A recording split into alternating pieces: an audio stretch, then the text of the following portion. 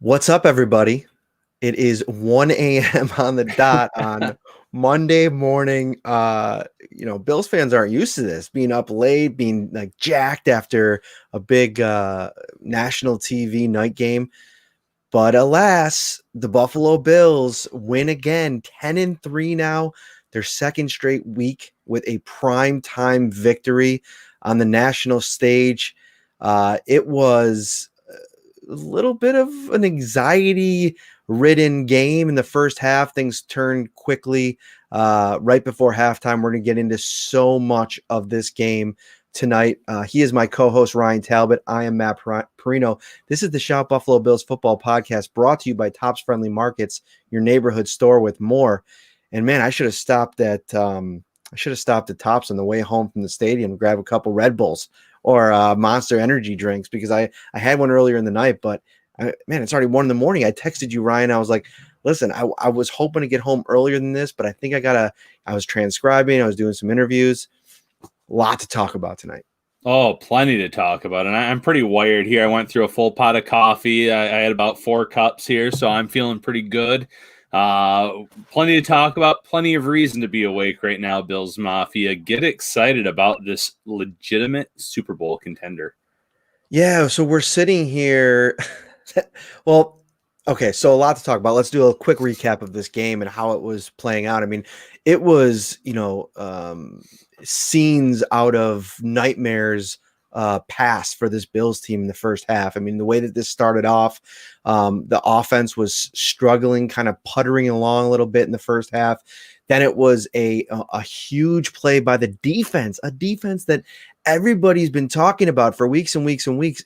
Like, is this going to be the year where, the offense comes around and the defense, isn't matching that level and it holds the team back? Well, Taron Johnson, and, we're going to talk about Levi Wallace a little bit later, but he made a big play before the Taron Johnson play to break up a ball to, I believe it was Chase Claypool.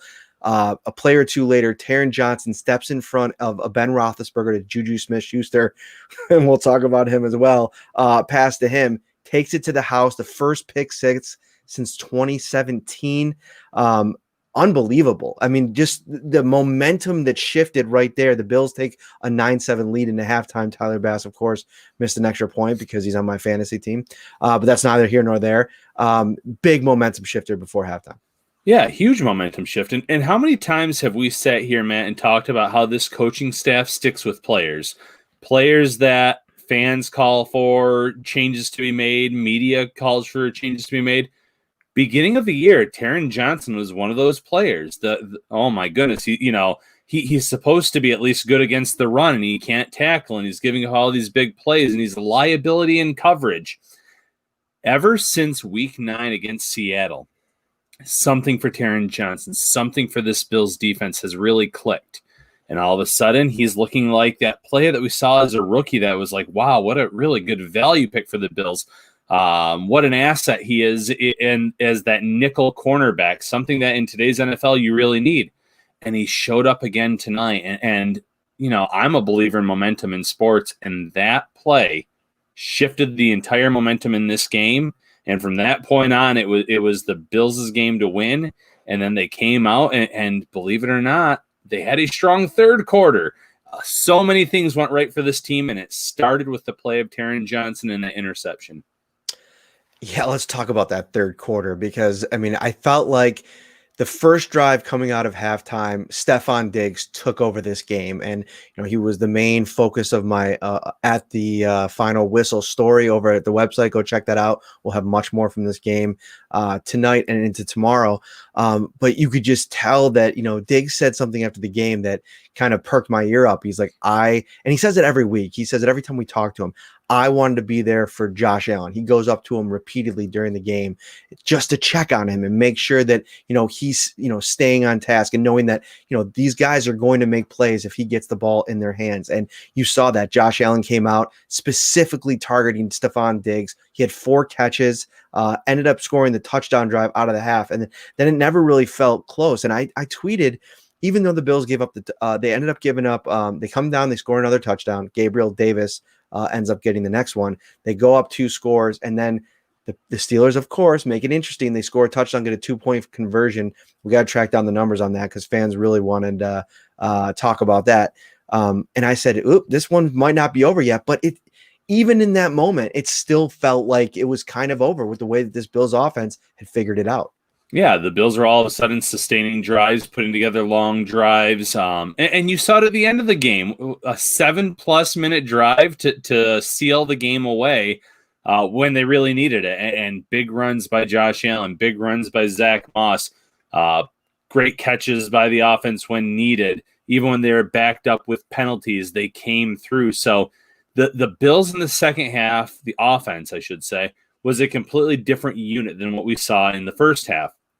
And like you said, Stefon Diggs set the tone for that second half, overtaking that drive, running great routes, turning guys around. And obviously on the touchdown, his defenders slipped at first, and he made a great move, though, to get away from everyone else. But he made multiple plays in this game.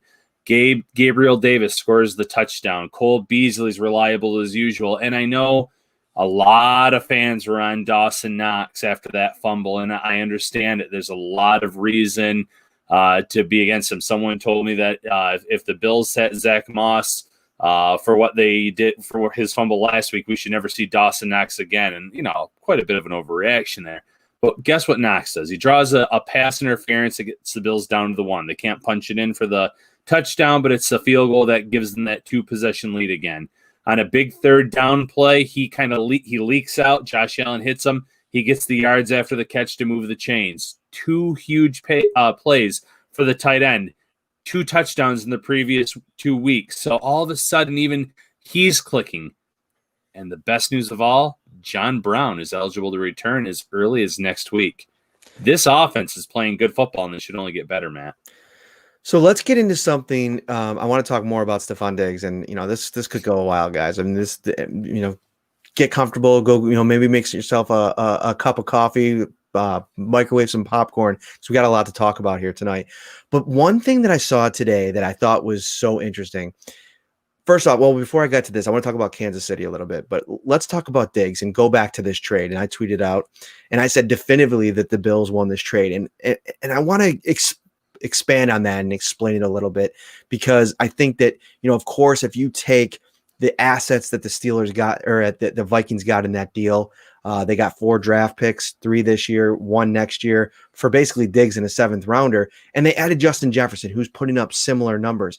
But I think that the difference is when you take Justin Jefferson and Stefon Diggs is, we already really know who Stefon Diggs is going to be week in, week out, year in and year out. Justin Jefferson's played 12, 13 games in this league. He's had a great season, a great rookie season, but you really aren't that until you do it year after year, game in and game out. And go look at today's game against Tampa Bay, a team that had some time to prepare for Justin Jefferson. The Minnesota Vikings offense was atrocious in that game, 26-14. They couldn't get anything going in the second half. He was held to 4 catches on 8 targets for 39 yards. In a game where the Bills were getting absolutely stymied on offense, Stefon Diggs reached into his bag and he came out here and he was dropping defenders. I mean, you saw it. I don't know if it was the footing out there. I don't know what it was, but these Pittsburgh defensive backs, and I know Joe Hayden wasn't playing, they couldn't hang with him. There was at least 2 occasions where Pittsburgh defensive backs fell on a Stefon Diggs route. So this was what you went out and got him for in these big moments. And Deion Dawkins said today after the game, Heather Prusak, great question, great answer. He said sometimes he watches Stefon Diggs out there and he wants to take the captaincy off of his own jersey and place it on Stefon Diggs. What he has meant to this franchise, not only through the production, he tied Eric Mould with 100 catches and he's still got 3 games to go. Not just that. I'm talking about the impact and influence he's had on everybody around him and the calming presence he's so obviously been for Josh Allen. Calming presence for Josh Allen adds a little bit of swagger to that offense. I think he builds some confidence for that offense. And you mentioned it. He is on pace to have the greatest single season in Bills receiving history. He needs 1 catch to surpass Eric Moulds in terms of receptions. I think he needs 201 yards or maybe 202 yards in the yard category to pass, I believe, Moulds again. So he is on pace to pass in both categories. He is having a phenomenal season. Still plenty of time left. Still many opportunities for him to get that done. But yeah, he's added so much to this offense. And, I'm not trying to bash Justin Jefferson, but also go and look and see how many of those yards come in garbage time, or when Kirk Cousins and the Vikings are going against a prevent defense because they're trying to play catch up. Justin Jefferson's having a phenomenal rookie year, but tape is out on him. Teams will start figuring some things out and how to play against him. It's just one of those things where it's going to happen over time where he is having a great year, but look what Diggs is doing week in, week out, helping create for other players in the weeks where maybe he's not as involved in terms of the yards or the touchdowns, because every defense has to have a game plan for Stefon Diggs.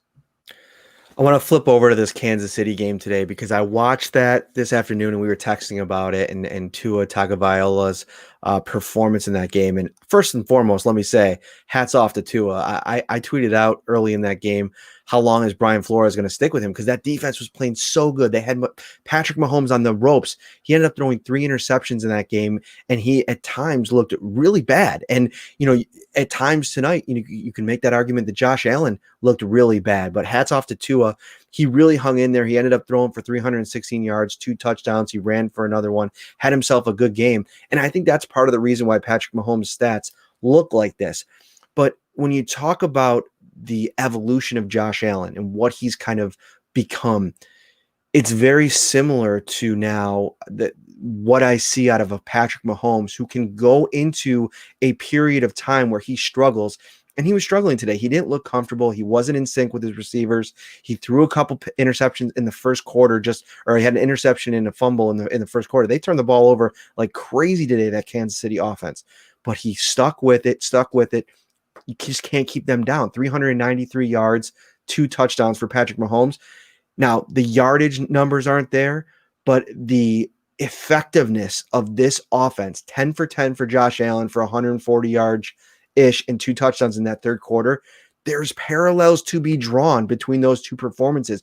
Great elite quarterbacks can have bad moments, like we saw from Patrick Mahomes in the playoffs last year, in the Super Bowl last year, and figure it out and make big plays down the stretch to win games. That's what both of those quarterbacks did today. Yeah. Josh Allen has an interception early in the game. Arm gets hit as he's releasing it. Looks like he had Cole Beasley down the sideline. Maybe if his arm wasn't hit on that play. But consistent pressure. It was throwing Josh Allen off. He wasn't delivering the ball accurately. Having to get rid of the ball probably a little bit sooner than he wanted on certain plays. But when the Bills needed him most in that second half, he had a great game plan. Shout out to Brian DeBull, according to Chris Collinsworth. That's how you pronounce Dable's name. It had me laughing here at home. But they made the right adjustments. Josh Allen made the right plays. In the second half, he was calling out what he saw, and everything, again, was right. He's been doing this a lot this season. He gets up to the line. He sees what the defense is doing. He adjusts at the line, and it's the right call. And he's finding guys, hitting them quickly, letting his playmakers make plays, doing the little shoulder shake to hit Gabriel Davis for touchdowns left and right. He is on his game when he needs to be. He's not letting early mistakes get him down or frazzle him. And again, this was no slouch of a defense. I know they didn't have Joe Hayden. I know the linebacker position's a little beat up. But you can say that about any team going into a game about certain positions week in, week out. Nonetheless, Josh Allen responded when he needed it. Stat line may not have been flashy, but it was more than enough to defeat this really solid Pittsburgh Steelers defense. The game plan was really strong out of the gates for Pittsburgh. They figured out a way to confuse Josh a little bit with the pressure. The offensive line obviously had its struggles. We could definitely hit on that later in the show if you guys want us to. But let's flip over to the defensive side of the ball, because one of the things that I put in the preview about the Bills defense was that I kind of noticed a little bit of a trend for the Pittsburgh Steelers offense over the last couple of weeks. They've converted at 45% or higher on third downs throughout the season. I think that's one of the big reasons their offense has been so successful, helped them get to that 11-0 perfect record before they lost to the Washington football team last week. But I've noticed a dip the last couple of weeks. They've been at about 40% converting on third down. And I thought, okay, that's something the Bills have really done a good job of the last couple of weeks. It started with the Chargers when they held them to 3 conversions on 16 third down attempts. That's the kind of play that reminds me of the Sean McDermott defense, Leslie Frazier defense from last year. Tonight, the Pittsburgh Steelers were 1 for 10 on third down. They could get no rhythm going on offense, no continuity. Even when they did, opportunistic plays, turnovers in the second half, a couple of sacks. Matt Milano absolutely blowing up Big Ben Roethlisberger. Kind of came off the field a little injured on that one play, but overall, as a defensive performance, it was pretty sensational considering where this unit was even a month ago. Yeah, I agree completely. That third down defense. I mean, getting off the field on third down is just as good as a turnover, interception, fumble recovery, whatever you want to say. And they were doing it with relative ease. They were making plays, breaking up passes, getting pressure and forcing bad throws. Long ball where Trey White was closest in coverage. Throw where Trey White dove to catch it because he was closest in coverage. They had Roethlisberger off his game. And to set up those third down plays, how good was the run defense tonight? They were shutting down every back that the Steelers rolled out there. No running back for the Steelers had more than 20 yards. I think 18 yards is the leading ball carrier for the Steelers tonight. So that says something because that was Buffalo's weakness. And yes, they didn't have a ton of carries. I don't have the numbers in front of me right now, but they were trying to establish the run. They just couldn't get anything going. So they were setting themselves up for second and long situations, third and medium situations, because the run game was not effective tonight. If the Bills can get that run game going, as we've seen, that was such a big issue for them early this year. If they can get that run defense and play like they are in pass coverage, this all of a sudden is going to be a team that's playing well in all 3 phases. Because again, shout out to the special teams, shout out to Andre Roberts, 31 yards on kick return average. This would make the Bills one of the scariest teams in both conferences in the playoffs if they're playing well in all 3 phases. All right. A lot more to get to. Leave your questions, anything that you guys want us to hit on in the comments. We will be glad to do that. Before we do, a quick word from sponsor. Ready for football? Tops is with ready-to-serve fan favorites everyone will cheer for. Delicious family or party packs like pizza, sliders, fried chicken, barbecue, or beef on weck. Starting at only $4 per serving. Perfect for game day and any day. Only at Tops. So you mentioned Dawson Knox. Let's talk about him a little bit because he was on his way to becoming a real GOAT early on in that game. Had the fumble, or maybe the interception. It was kind of a funky little play where he kind of had a bobble and the ball ended up popping out of his hands. I'm not sure if it ever actually did touch the ground. But he makes a mistake, and that's one of the areas where I feel like Bills fans have been so frustrated with Dawson Knox and throughout this season is that he misses a lot of time. When he's back on the field, he's either invisible or drops have been a problem. Now turnovers, and I saw some people even talking about cutting him. He ended up having a stinger suffered, returned to the game, made a couple big plays, had 7 targets, 4 catches, 34 yards, and had that big play near the goal line, which funny enough, I mean, watching it at the stadium, one of the benefits of watching live is you could see the whole field. Cole Beasley was wide open on that play, and Josh ended up going to the all's well that I guess ends well. But Dawson Knox, what were your takeaways from his game today? Yeah, real quick. Beasley probably walks that in untouched if he does to get the ball there. I mean, he was just wide open, but I was impressed with Dawson Knox, and I get it. That fumble, and it was ruled a fumble even though it never hit the ground because he made the catch and made a football move, so technically it's a fumble even though it never touches the ground. But anyways, after that play, he responded for the Bills time and time again. Like I mentioned, drawing that pass interference penalty, and it was a clear penalty at the 1-yard line. Making that big third down catch and the run after the catch to move the chains to keep that drive going for Buffalo. That was a huge play.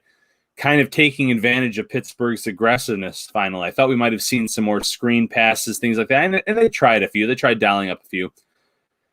He's still a second-year tight end. This is what we all have to realize. He was in a college offense that did not utilize the tight end position because of all the talent that they had at wide receiver. He was drafted for his athleticism. So the drops, the fumbles, they're maddening, they're frustrating. I get it. I understand completely. But we see those little flashes. Even one of his catches, he brought out the stiff arm, ended up gaining 8 or 9 yards on a catch. It's the little things that he can do. So, yes, there's going to be frustrating plays, but you have to remember this is a second-year player who is kind of like a Josh Allen of the tight end position, a raw prospect. He is raw. Will he develop at the same pace as Josh Allen? Probably not. Completely different positions, completely different coaching. If you even get him progressing at half the rate that Josh Allen did, though, you're going to have a scary good tight end here in the next year or two. Live with the mistakes and realize how far he's come already based on where he's come from and based on those athletic traits. 2 touchdowns in the last 2 games entering tonight, some big plays in this game. Let's just see what he does over this final stretch and if he can be an X factor come playoff time. You know something you should never do, Ryan? What's that? And I think that, if I don't know how many professional athletes are watching our podcast right now, but for maybe the young future generation, never dance on a team's logo on their stadium, their building. It's just bad form. It's bad karma. It usually is going to bite you. And tonight it bit Juju Smith-Schuster in a pretty big way. Yeah, I was gonna say bad juju. Isn't that a saying right there? Like the bad karma, the bad boom, bad juju for Juju. Dude, Ryan Talbot is always quick with the one-liners. He's got the dad jokes on lock. That was a beautiful thing, my friend. Hey, thank you. Yeah. So Juju had seven targets, 6 catches, 55 yards, and a touchdown. But a couple, just bad plays. And in Jordan. I mean, the effort that he gave was putrid on the Taron Johnson. And I went up and actually looked up their 40 times, and Taron Johnson ran a 4.5 flat and Juju ran a 4.54. So Taron Johnson's faster than Juju Smith-Schuster, but come on, man. Like, you didn't even make a play on the ball. Run and try to make a play to stop that guy from scoring a touchdown. And you came in here, you danced on the logo, you showed off. There was separate videos. He did 2 different videos on the logo. He did one for his TikTok account, and then he did another one for Sunday Night Football that I saw posted separately. And you're going to come out here and put on a performance like this? I mean, listen, 6 catches for 55 yards and a touchdown is not a bad day at the office by any stretch. Well, you're going to do that. You better come in here on the national stage and ball out. Stefon Diggs balled out tonight, and he wasn't dancing on anybody's logo. And it's funny, Jordan Poyer said after the game that the Bills did notice that before the game. And that interception by Levi Wallace late in the game, or maybe it was a different play. I forget now what he said.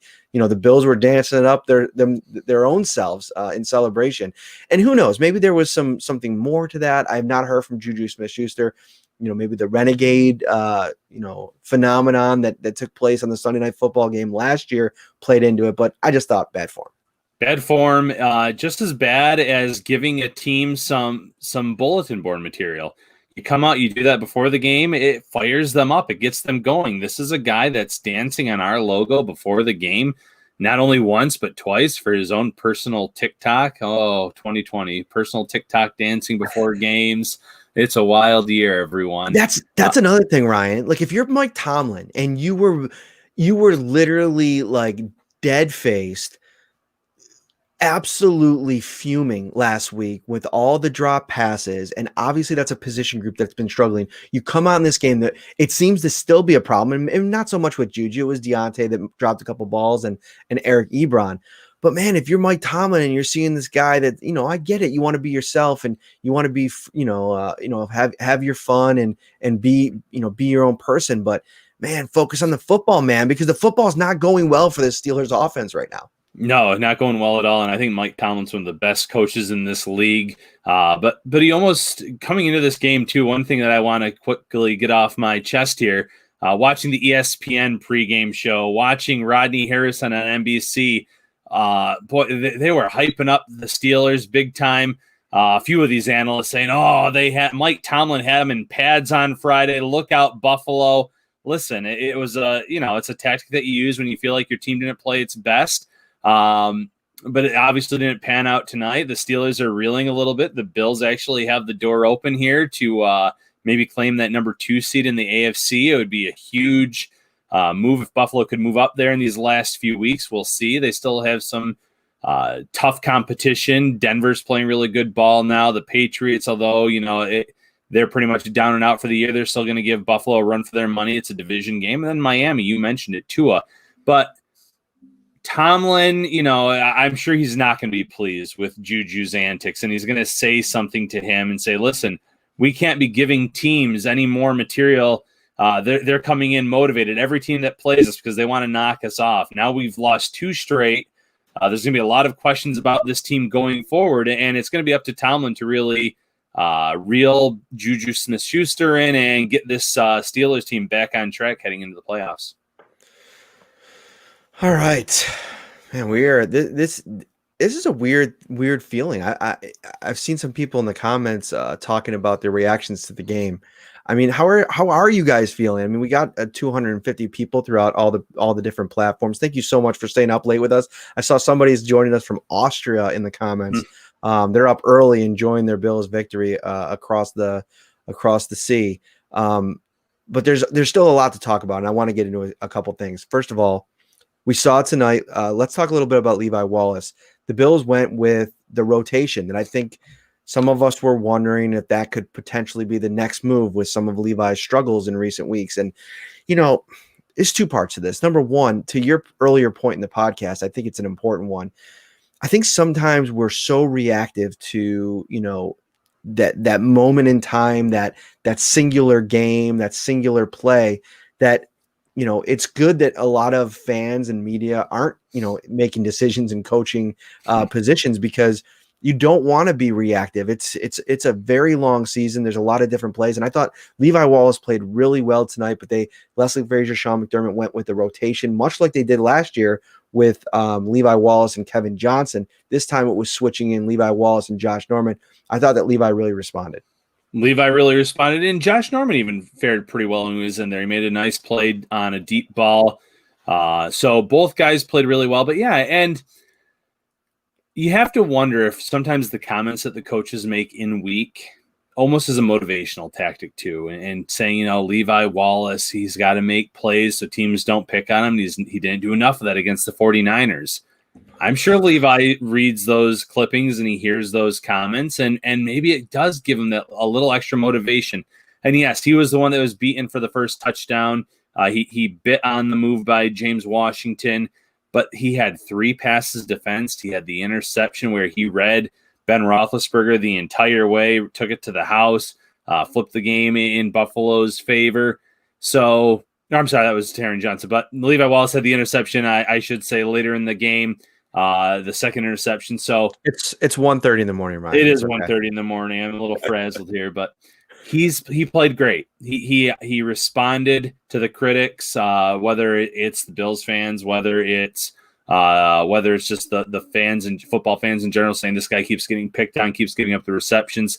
He had an outstanding performance. Let's do another thing too. Flipping it over to the offensive side of the ball. Wherever you stand on Brian Daboll, can we stop and I know this could, you can get into a space and a part of this season where there can be a rightfully frustrating situation. Tonight was one of them. Don't get me wrong. Like, you come out on national TV, coming off the heels of how good that performance was last week, and you want to see your team come out and make a statement. I get it. You're watching the game, you're emotional. That's what being a fan's all about. But let's dial back the immediate gear shift to, all right, well, who's going to hire Brian Daboll as a head coach? Because this offense looks terrible and this and that.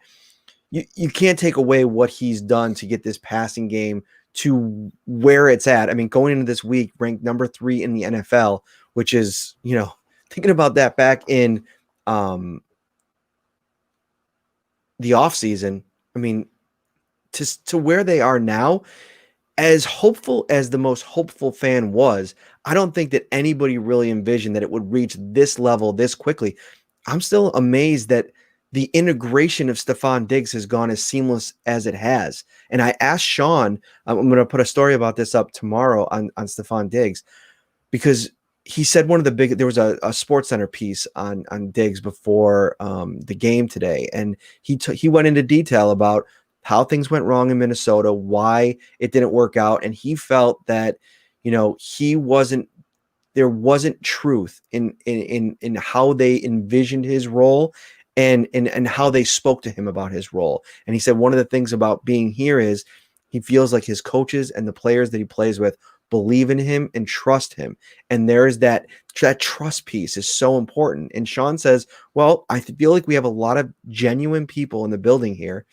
And our culture is we bring people in, we love them up, which is what he said, and we let them be themselves. And I feel like you see that all across this locker room. Deion Dawkins, I love that man. He is a weird dude. And I was talking to Bobby Johnson a couple weeks ago, and I still got a Deion story that's kind of working its way through the spokes of the wheel a little bit. That'll be coming out either this week or next week. And he said, listen, I got kids at home, which helped me deal with it. There's some days where, Deion's got me pulling my hair out because he's so energetic and he brings so much unique juice. But that's what you need. You need a room full of people that bring different things. And I think, that's what's allowed this thing to get to the level it's at now. Yeah, and Bobby Johnson doesn't have much hair to pull out. He has a similar haircut to myself. But going back, like this. Yeah, going back to your original question, who's going to hire Brian Daboll? Any team that has a young quarterback is going to hire Brian Daboll in a heartbeat. I mentioned the Los Angeles Chargers last week. They have Justin Herbert, who has flashed big-time potential. You want to have a coach like Brian Daboll that can bring out the best in him with a team that already has Austin Eckler at running back, some quality wide receivers, and a tight end that they'd have to re-sign in Hunter Henry. The pieces are there. A New York Jets team would probably love to have a Brian Daboll because, hey, they're going to have probably Trevor Lawrence, #1 pick in this upcoming draft. They're going to have some cap space. They're going to have a coach that would know this division extremely well from his time in New England and in Buffalo. There are going to be teams that have Brian Daboll at the top of their head coaching list based on what he's done with Josh Allen. No offense is going to go up and down the field and score touchdowns every single drive of every single game. But you saw in the third quarter, after a rough first half, Brian Daboll went out, made adjustments. The Bills responded with 2 touchdowns. And going on to Stefon Diggs, after the game, Stefon Diggs praised Brian Daboll, praised Josh Allen, praised Chad Hall. All these coaches, Sean McDermott, are doing a great job with these talented players and letting them be themselves. And you're seeing that on the field, you're seeing that off the field, and that's a big reason why the Bills are sitting here with 10 wins with 3 weeks to go. So I saw a comment in here on Levi Wallace, and I saw some, he gave up the touchdown, no doubt about it. He gave up a couple of receptions, but I think people underestimate the difficulty of playing opposite Tre'Davious White. I mean, every time we talk to these guys, Jordan Poyer came on his press conference today, and he said Levi was a baller today, made a lot of plays, led the Bills today with 3 pass breakups and an interception. Really, if you're looking at, defensive players in this game, he was among the best. And, I think that you're going to have to deal with a couple of completions his way. There was a couple of completions Tre'Davious White's way. That's just the style of defense they play. You gotta remember the scheme of it. They play a lot of zone. They play a lot of bend but don't break. They're looking to be opportunistic, force turnovers. And I just think to say that Levi was bad for most of the game today, you must not have been watching it, because I thought that he responded in a big way.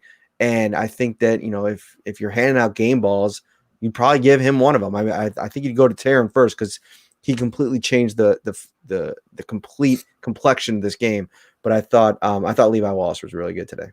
Yeah, Taryn first, Darrell Williams second, and then probably Levi third. And so someone else complain and say, oh, well, he was beaten so badly on his interception. Yeah, he was beat, but he literally ran down the play on an underthrow and made an interception. He turned a negative into a positive. I don't know what else you want from him there. if Roethlisberger delivers a great ball and Levi's beaten, then maybe we are talking more about that game, because that would be 2 touchdowns allowed, but it didn't happen. We don't sit here and talk about what could have happened. We talk about what happened. And he made up that ground. He recorded an interception. He made a big play for this defense.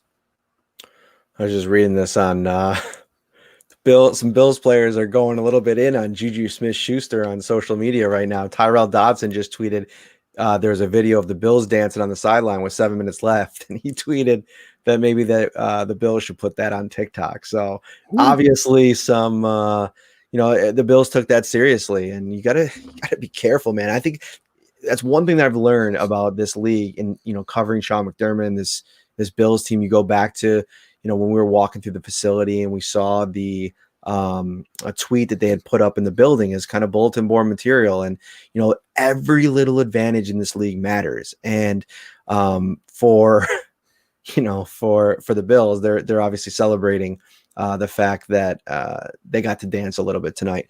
But let's talk about this offensive line, because I feel like it was a tale of 2 different halves. You mentioned Darrell Williams.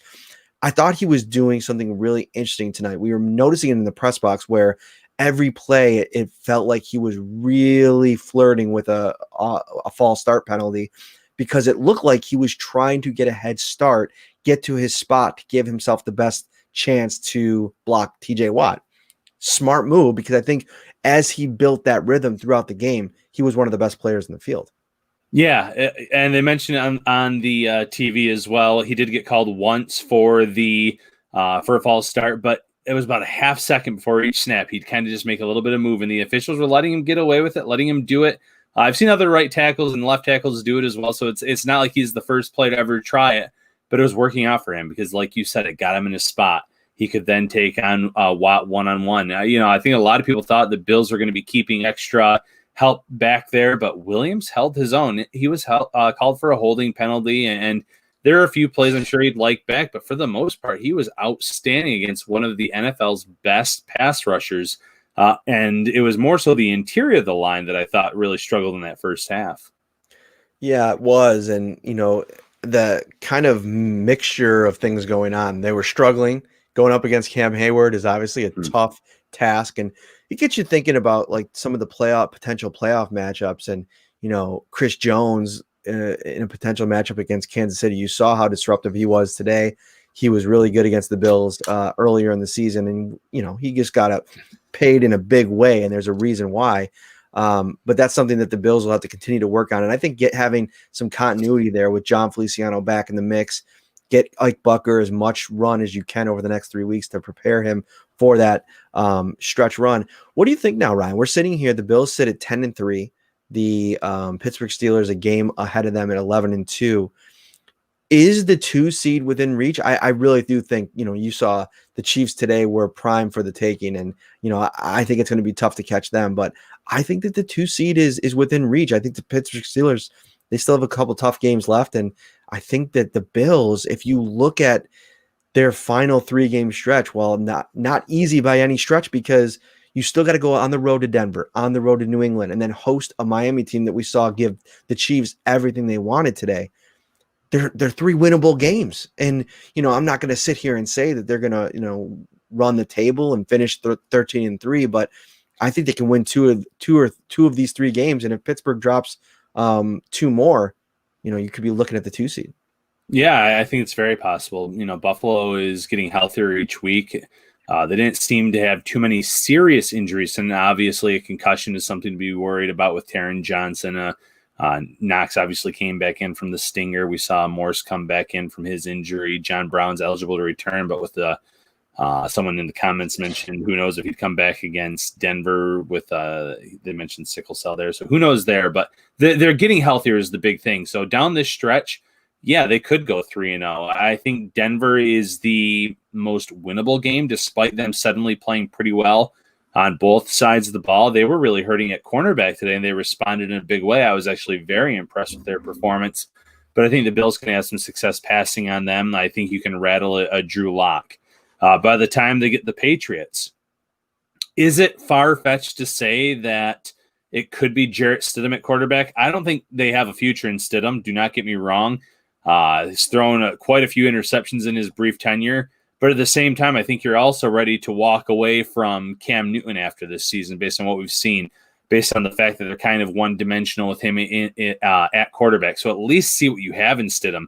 Can he be a reliable number 2? So maybe they're going against Stidham, and that would be a pretty opportunistic game for Buffalo. And then finally against Miami, if the Bills have the number 2 seed to play for, and they play all their starters, and it's at home in January against a Miami team that probably will want nothing to do with being in Buffalo in January, yeah, you could win that one as well with the defense playing the way it is, the special teams playing the way it is, and the offense playing the way that it is. We've already seen Josh Allen have a lot of success against Miami, not just this season, but throughout his career, and there's no reason to think that he can't do that again here in Week 17.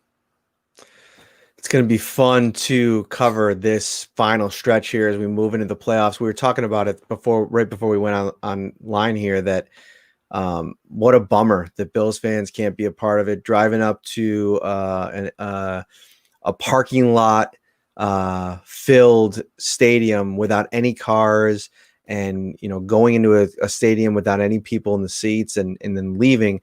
It's such a bummer, like in a season where the Bills finally have a team that this city would be absolutely insane about in that stadium. It's a bummer, but it's all the same. In a COVID world that we live in, you have a Bills football team that's on the doorstep of something really special. I mean, I think that the expectations have been elevated, and I think the possibilities are certainly much more vast than even the most positive thinking fan thought at the beginning of the season. So we're sitting here 10-3. The Bills sit here heading into this final stretch. Before we get out of here, Ryan, final thought. Yeah, final thought, like you said, I wish the Bills Mafia could be there to enjoy it. I think that the stadium would have been rocking on that Taron Johnson interception. I imagine they would have been rocking on both third quarter touchdowns, especially based on the struggles we've seen from this team in the third quarter this year.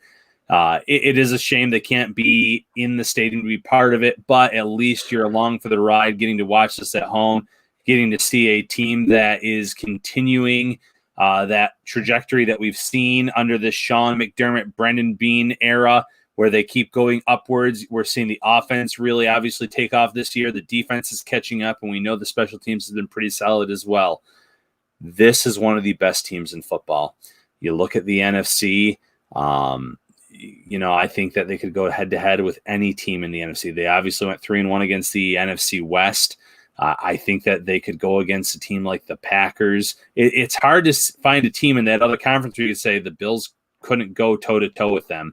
So obviously they have a tough road in the AFC. The AFC is the superior conference, but enjoy this ride. The Bills are exceeding all expectations, like you mentioned, and they have a chance to clinch a playoff berth tomorrow night on Monday Night Football if the Browns can take care of some business. Record breakers as well. Stefon Diggs on pace to shatter the single season receiving record in receptions and yards. He tied Eric Moulds tonight. Josh Allen passed Jim Kelly for most touchdowns in Bills history for a single season. He's now sitting at 35 touchdowns, passing and rushing combined. And to your point, it is a special season. Follow it more in-depthly by subscribing to the Shout Football podcast on all of your audio devices, your Spotify, Stitcher, Apple, Google, wherever you get it, Podbean. Subscribe, give us a rating and review while you're there. We're going to bring you 3 shows a week throughout the season, all the way through the playoff run, and maybe I won't say it. That's the last thing I want on my conscience is, putting the cart before the horse and getting everybody all hyped up. But for Ryan Talbot, I am Matt Perino. We will be back on Wednesday night. We'll have a couple guests. I'm still working on the lineup. Anthony Marino will be one of them from Buffalo Rumblings. We have Bruce Exclusive on, and I was thinking we haven't had Anthony Marino on yet, so we're going to get him. He's the host of Breaking Buffalo Rumblings, and just an awesome Bills Mafia follow if you don't already. Make sure that you do, and we'll talk to him on Wednesday. And until then, get some sleep. I know you're wired. It's been fun. For Ryan Talbot, I'm Matt Perino. Have a great night. Keep it locked on to Syracuse.com, NewYorkUpstate.com. Have a good night, everyone. Ready for football? With every game a home game, Tops is ready for you with its TV a Day giveaway. For 6 weeks, every day you shop is a new chance to win a massive 70-inch 4K TV.